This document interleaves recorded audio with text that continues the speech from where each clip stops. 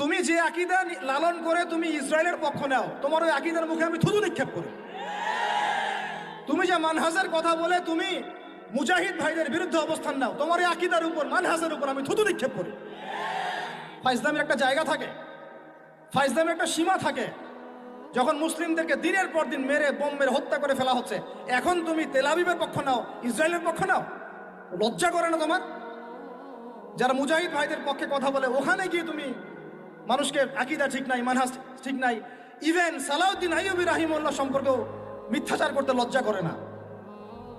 যে মানুষ তার সারাটা জীবন ঢেলে দিল বাইতুল মুকাদ্দাস বিজয় করার জন্য, তার ব্যাপারেও তুমি প্রশ্ন তুলো। কত নির্লজ্জ তোমরা, লজ্জাহীন একটা সম্প্রদায়। তো টিকটকার বললেই এটা আবার খুব নেগেটিভ সেন্সে নেওয়ার সুযোগ নেই। এটা একটা সোশ্যাল মিডিয়া প্ল্যাটফর্ম।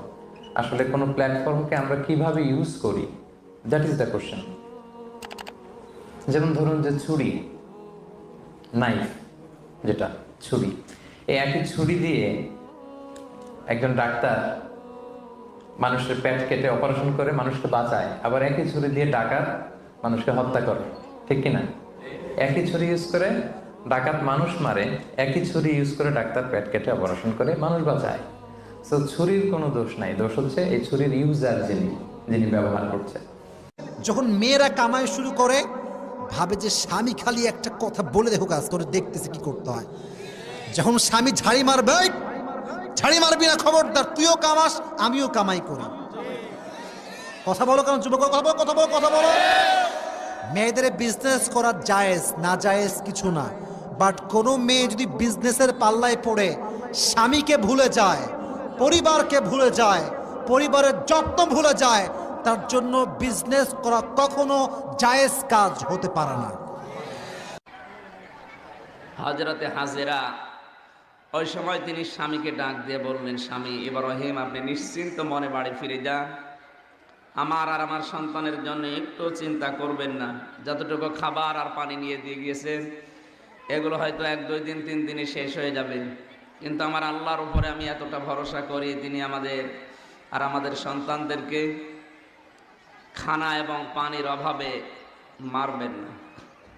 আল্লাহ তার এই কথাটাকে এত বেশি পছন্দ করেছিলেন, আল্লাহর উপরে ভরসাটাকে।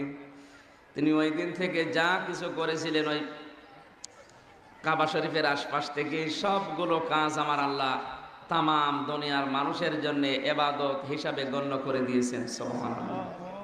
ইলা ইয়াউমিল কিয়ামা, যেদিন আকাশ ভেঙে পড়বে, তারকা খসে পড়বে, পাহাড় উড়বে রঙিন ফসলের মতো, এই সবগুলো হচ্ছে খেল তামাশা। কি? একটা ক্রিকেটের বল কিনলেন, 10 টাকার ট্যাপ পাচাইলেন, 2 বার দিয়েছেন ব্যাট দিয়ে, ট্যাপ ফাইটা গেছে, ফালাই দিয়েছেন। এই দুনিয়াটা কি? Just like that. জি, নিজেকে দামি বানানোর যতগুলা মাধ্যম আছে তার মধ্যে একটা উত্তম মাধ্যমের নাম নামাজ। আপনি নামাজের সাথে লেগে থাকেন, নামাজ আপনাকে দামি বানাই দিবে। আমি কেমনে বুঝাই? মনে করেন কেউ একজন এখানে মোবাইল চুরি হয়েছে। কি চুরি হয়েছে? মোবাইল। তো মোবাইল যখন চুরি হয়েছে, মোবাইল যার হারাইছে তার কি আর মাথা ঠিক আছে? ধরতে এমন একজনকে ধরে ফেলছে যে 5 ওয়াক্তে মসজিদে নামাজ পড়ে। আপনি দেখার সাথে সাথে কি বলবেন? বুঝেন না মনে আমার কথাটা? সে অনুমান করে একজনকে ধরছে যে 5 ওয়াক্ত নামাজ এশা সুমিয়া নামাজ জামে মসজিদে পড়ে। আপনি দেখে কি বলবেন? আরো স্যার, এবার সেই নামাজে আপনাকে জিজ্ঞেস করলো, আমি কি তোমার আত্মীয়? না। আমি কি তোমার বন্ধু? না। আমি কি তোমাকে চা খাওয়াইছি? না। তো তুমি আমার পক্ষ নিলা কেন? তোমার নামাজ